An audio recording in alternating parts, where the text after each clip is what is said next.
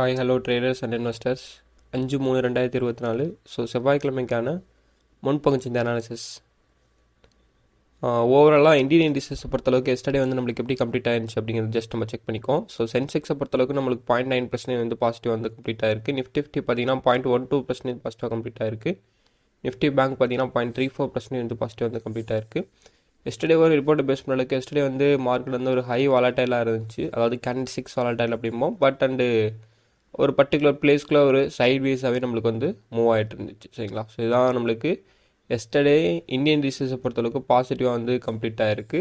நல்லா வந்து மார்க்கெட் வந்து ஒரு அப் ட்ரெண்ட் போகிறதுக்கான ப்ரெடிக்ஷனில் வந்து கொடுத்துட்டு இருந்துச்சு. பட் சரியான ஒரு பையிங் ப்ரெஷர் இல்லாதால் ஸோ நம்மளுக்கு பாசிட்டிவ்லி அப்படியே ஸ்லைட்லி பாசிட்டிவாக வந்து நம்மளுக்கு கம்ப்ளீட் ஆகிடுச்சு. ஸோ எஃப்ஐஏ டேயோட டேட்டாவை பேஸ் பண்ணுற அளவுக்கு எஸ்டர்டே வந்து எஃப்ஐஏ வந்து பார்த்திங்கன்னா நெட் சேல்ஸ் வந்து பண்ணியிருக்காங்க. 564 கோடி வந்து நெட் சேல்ஸ் வந்து பண்ணியிருக்காங்க. டிஏஏ பொறுத்தளவுக்கு நெட் பையிங் பார்த்தீங்கன்னா 3542 கோடி வந்து நெட் பையிங் வந்து பண்ணியிருக்காங்க, நெட் பர்ச்சேஸ் வந்து பண்ணியிருக்காங்க. ஸோ அண்டு என்எஸ்சியோட ஓவரால் ஸ்டாக்ஸ் ட்ரேட் எவ்வளோ ஆயிருக்குன்னு பார்த்தீங்கன்னா 2709 கோடி வந்து ஸ்டாக்ஸ் ஓவராலாக வந்து ட்ரேட் ஆகிருக்கு. அட்வான்ஸ் எவ்வளோ ஆயிருக்குன்னு பார்த்தீங்கன்னா அதில் 899 கம்பெனிஸ் வந்து ஸ்டாக்ஸ் வந்து அட்வான்ஸ் ஆகிருக்கு. டிக்ளைன் ஆனது பார்த்தீங்கன்னா 1706 கம்பெனிஸ் வந்து டிக்ளைன் ஆகிருக்கு. ஸோ அன்சேஞ்சு பார்த்தீங்கன்னா 104 கம்பெனிஸ் வந்து அன்சேஞ்சு வந்து ஆகிருக்கு, சரிங்களா. ஸோ இதுதான் எஸ்டர்டே பேஸ் பண்ணுற அளவுக்கு நம்மளுக்கு கிடச்சிருக்கக்கூடிய report. And let's next move on the global மார்க்கெட்டோட ரிப்போர்ட். ஸோ குளோபல் மார்க்கெட்டை பொறுத்தளவுக்கு கிஃப்ட் நிஃப்டி இண்டெக்ஸ் ஃபியூச்சர்ஸ் பொறுத்தளவுக்கு நம்மளுக்கு பாசிட்டிவ்லி வந்து கம்ப்ளீட் ஆகிருக்கு. 24 பாயிண்ட்ஸ் வந்து பாசிட்டிவாக நம்மளுக்கு கம்ப்ளீட் ஆயிருக்கு. டவ் ஜோன்ஸ் ஃபியூச்சர்ஸ் பார்த்தீங்கன்னா நம்மளுக்கு 0.38% வந்து நெகட்டிவ் வந்து கம்ப்ளீட் ஆயிருக்கு. நாஸ்டாக் பார்த்தீங்கன்னா 0.41% நெகட்டிவாக கம்ப்ளீட் ஆயிருக்கு. S&P 500 பார்த்தீங்கன்னா நம்மளுக்கு 0.12% வந்து நெகட்டிவாக வந்து கம்ப்ளீட் ஆயிருக்கு. ஸோ ஓவராலாக நம்மளுக்கு யூஎஸ் மார்க்கெட்டை பொறுத்தளவுக்கு நம்மளுக்கு நெகட்டிவாக இருக்குது. So Japan market and Chinese மார்க்கெட்டை பொறுத்தளவுக்கு நம்மளுக்கு பாசிட்டிவாக வந்து இருக்குது, சரிங்களா.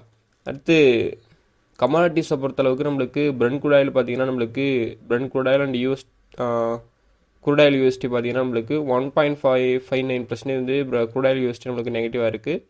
பிரெண்ட் க்ரூட் ஆயில் பார்த்தீங்கன்னா 0.91% நம்மளுக்கு நெகட்டிவாக வந்து கம்ப்ளீட் ஆயிருக்கு. ஸோ ஏடிஆரோட பெர்ஃபார்மன்ஸை பொறுத்தளவுக்கு ஆக்சிஸ் பேங்க், டாக்டர் ரெட்டி நம்மளுக்கு பாசிட்டிவாக இருக்குது. அண்ட் விப்ரோ நம்மளுக்கு பாசிட்டிவ். ஸோ மற்ற ஆல் ஏடியாஸ் நம்மளுக்கு நெகட்டிவாக வந்து கம்ப்ளீட் ஆயிருக்கு. ஸோ ஓவரால் குளோபல் மார்க்கெட்டோட டேட்டா பேஸ் பண்ண அளவுக்கு நம்மளுக்கு நெகட்டிவ்லி வந்து கம்ப்ளீட் ஆயிருக்கு. ஸோ நம்ம ஒன்லி ஃபண்டமெண்டலை வச்சு மட்டுமே முடிவெடுத்துடக்கூடாது. நெக்ஸ்ட் நம்மளோட டெக்னிக்கல் வியூவெல்லாம் அனலைஸ் பண்ணி தான் நம்மளோட நெக்ஸ்ட்டு ப்ரொடிக்ஷன் இருக்கணும், சரிங்களா.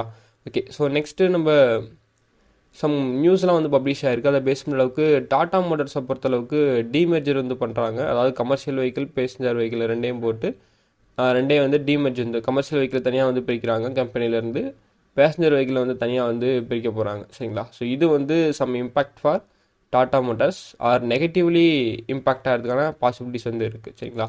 ஸோ அதை பேஸ் பண்ணுற அளவுக்கு இந்த நுவாமா அப்படிம்பாங்கள்ல, ஸோ இவங்க வந்து one of the best equity analysis. So இவங்கள பேஸ் பண்ணுற அளவுக்கு என்ன சொல்கிறாங்க அப்படின்னு பார்த்தீங்கன்னா 35 to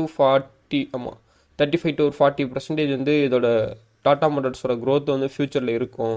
ஏன்னா ரெண்டையும் செப்பரேட்டாக பிரிச்சிட்டாங்கன்னா ஸோ அதோட க்ரோத் வந்து எப்படி இருக்கும் அப்படிங்கிறது இன்வெஸ்டர்ஸ்க்கு வந்து தெரியுங்கிறனால ஸோ இந்த மாதிரி ஒரு நல்ல ஒரு க்ரோத் வந்து இருக்கும் அப்படிங்கிறது வந்து டாடா மோட்டார்ஸ் நிறுவனத்தை வந்து அனலைஸ் பண்ணி இந்த நுவாமா கம்பெனிஸ் வந்து நம்மளுக்கு பப்ளிஷ் பண்ணியிருக்காங்க. ஓகே, நெக்ஸ்ட்டு குளோபல் மார்க்கெட்டை பொறுத்தளவுக்கு எனக்கு S&P குளோபல்ஸ், அதாவது பவுல் கிரானிவல்ட் அப்படிம்பாங்க. ஸோ இவங்க என்ன சொல்லியிருக்காங்க அப்படின்னு பார்த்தீங்கன்னா யூஎஸ் அண்ட் சைனாவோட எக்கானமியெல்லாம் பேஸ் பண்ணுற அளவுக்கும் இந்தியாவோட எக்கானமி வந்து ஒரு பெஸ்ட்டாக வந்து க்ரோ ஆகிட்டுருக்கு. நெக்ஸ்ட்டு ஃபினான்ஷியல் இயர் 2025 பார்த்தீங்கன்னா ஒரு நல்ல ஒரு க்ரோத்தை வந்து இந்தியாவோட எக்கானமி வந்து கொடுக்கும் அப்படின்னு வந்து இவங்க வந்து எக்ஸ்பெக்ட் பண்ணியிருக்காங்க.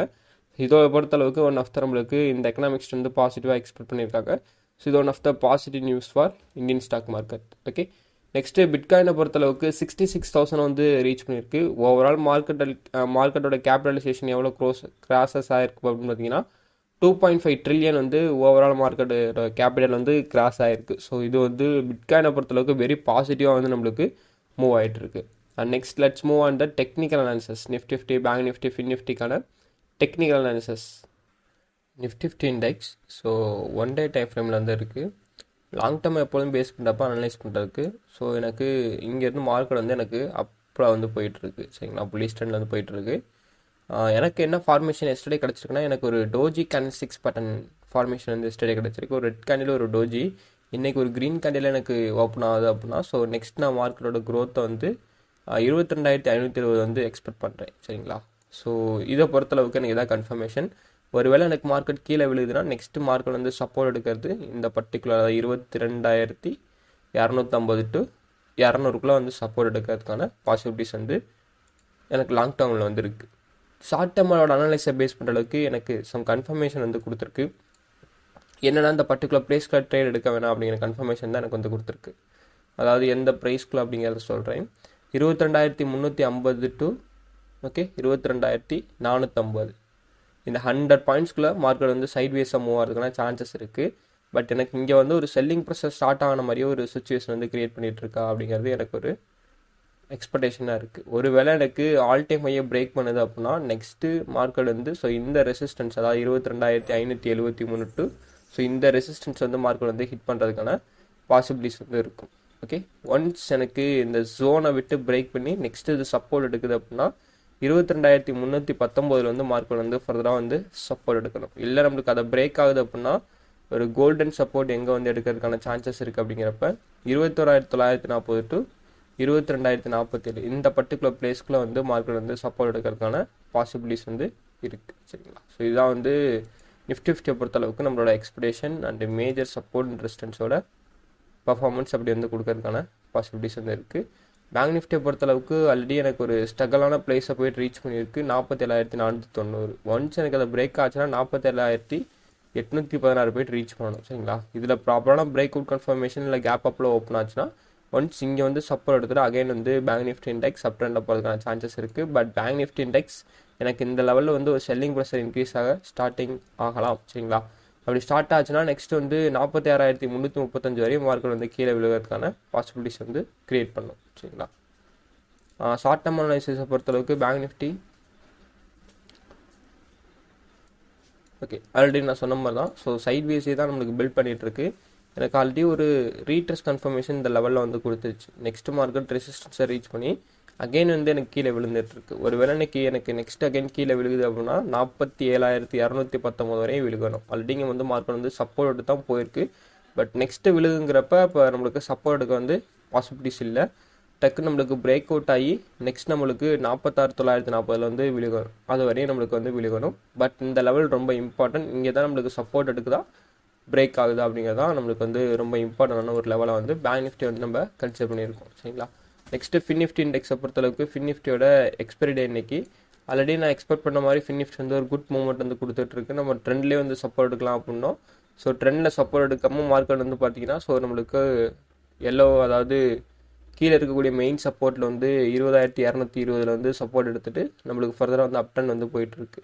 ஸோ 21,018 தான் நம்மளோட ரெசிஸ்டன்ஸ் லெவலில் பண்ணிருக்கோம். ஸோ ஒன்ஸ் அந்த லெவலை ஹிட் பண்ணுறதுக்கான ஒரு மூவில் தான் வந்து ஃபின் நிஃப்டி இண்டெக்ஸ் போயிட்டுருக்கு. சரிங்களா? ஸோ அந்த லெவலை ஹிட் பண்ணுச்சுன்னா நெக்ஸ்ட் அது பிரேக் ஆச்சுன்னா நம்ம இந்த லெவல் இந்த ட்ரெண்ட் லெவல் வந்து எக்ஸ்பெக்ட் பண்ணோம். ஓகே, ஸோ ஆனால் ஷார்ட் டேர்ம் அனாலிசிஸ் பொறுத்தளவுக்கு மார்க்கெட் நம்மளுக்கு ஸ்டில் நல்ல ஒரு குட் மூவ்மெண்ட்டில் தான் கொடுத்துட்ருக்கு. எக்ஸாக்ட்லி நம்மளுக்கு சப்போர்ட் எடுத்துகிட்டு போயிட்டுருக்கு. ஸோ இந்த லெவல் பார்த்தீங்கன்னா தெரியும் நம்மளுக்கு சப்போர்ட்டும் நல்ல லெவலாக இருந்து எடுத்துகிட்டு போயிட்டுருக்கு. பட் ரெசிஸ்டன்ஸை ரீச் பண்ணிட்டனால ஃபர்தராக வந்து ஒரு செல்லிங் ப்ரெஷர் இன்க்ரீஸ் ஆகலாம். ஒன்ஸ் ஆனால் எனக்கு பிரேக் பண்ணிச்சுன்னா 21,014 வரையும் மார்க்கெட் வந்து ஷார்ட் டேர்ம் லெவலை பொறுத்தளவுக்கு நம்மளுக்கு இன்க்ரீஸ் ஆகணும். சரிங்களா? ஸோ இந்த லெவல் ரெண்டும் ரொம்ப முக்கியம். 20,815 to 20,787 இந்த 2 லெவலுக்குள்ள மார்க்கெட் வந்து சப்போர்ட் எடுக்கல அப்படின்னா ஒன்ஸ் அதை பிரேக் பண்ணிச்சுன்னா 20,695 வரையும் மார்க்கெட் வந்து கீழே விழுகிறதுக்கான பாசிபிலிட்டிஸ் வந்து ஃபின் நிஃப்டி இண்டெக்ஸ் வந்து நம்மளுக்கு கிரியேட் பண்ணிவிட்ருவோம். சரிங்களா? ஸோ உங்களோட பிளான் பேஸ் பண்ணி நீங்கள் வந்து ட்ரேட் எடுக்கிறதுக்காங்க. என்னோட சப்போர்ட் டிஸ்டன்ஸை பொறுத்தளவுக்கு மார்க்கெட்டோட ப்ரீவியஸ் ஹிஸ்ட்ரி பேஸ் பண்ணி எனக்கு அண்டர்ஸ்டாண்ட் பண்ணியிருக்கேன். சரிங்களா? பட் நெக்ஸ்ட்டு வந்து மார்க்கெட்டோட கரண்ட் மூவ்மெண்ட்டை பேஸ் பண்ணியும் சம் கன்ஃபர்மேஷன்லாம் வச்சு தான் நம்ம வந்து ட்ரேட் எடுப்போம். ஓகே, ஹிஸ்ட்ரியை மட்டும் பேஸ் பண்ணி வச்சு ட்ரேட் எடுக்க மாட்டோம்.